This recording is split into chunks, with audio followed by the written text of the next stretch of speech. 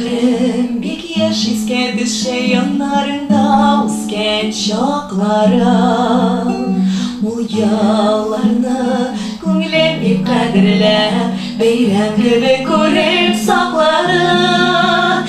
Кадерле син минем өчен әти, иң якын кеше син җаныма. Нәни чактагыдай куеныңда, сөясеңме кайтсам яныңа.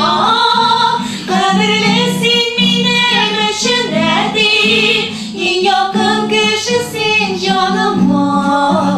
Нәни чактагыдай куеныңда, сөясеңме кайтсам яныңа. Горурланам әтием синең белән, рәхмәтлемен барсы эчендә. Озак яшә, сәламәт бул берү, күз тимәсен яшьлек кешеңә. Кадерле син минем өчен әти, иң якын кеше син җаныма. Нәни чактагыдай куеныңда, сөясеңме кайтсам яныңа. Кадерле син минем өчен әти, иң якын кеше син җаныма. Нәни чактагыдай куеныңда, сөясеңме кайтсам яныңа. Бик яшь искә алам әти сөеп келгән кошчык үземне. Диңгем чиксез тирән диңгезләргә, мен кадерле көләч йөзеңне. Кадерле син минем өчен әти, иң якын кеше син җаныма.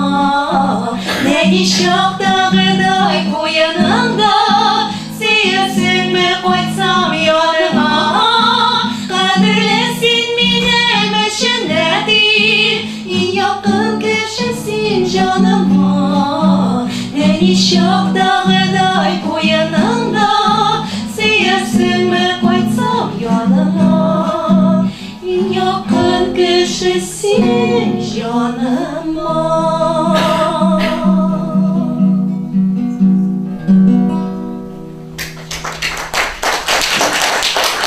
Есть прекрасная возможность сказать, откуда вы приехали. Миляша? Вы обе. Так,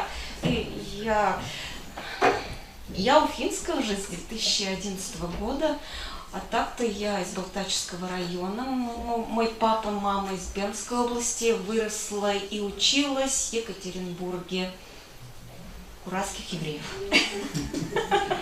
Я тоже сейчас проживаю в городе Уфе уже как 9 лет, поэтому она стала как родная уже. А так родом из Дюртюменского района, Республики Башкортостан. Эльвира Хаматнурова и Миляуша Кадирова.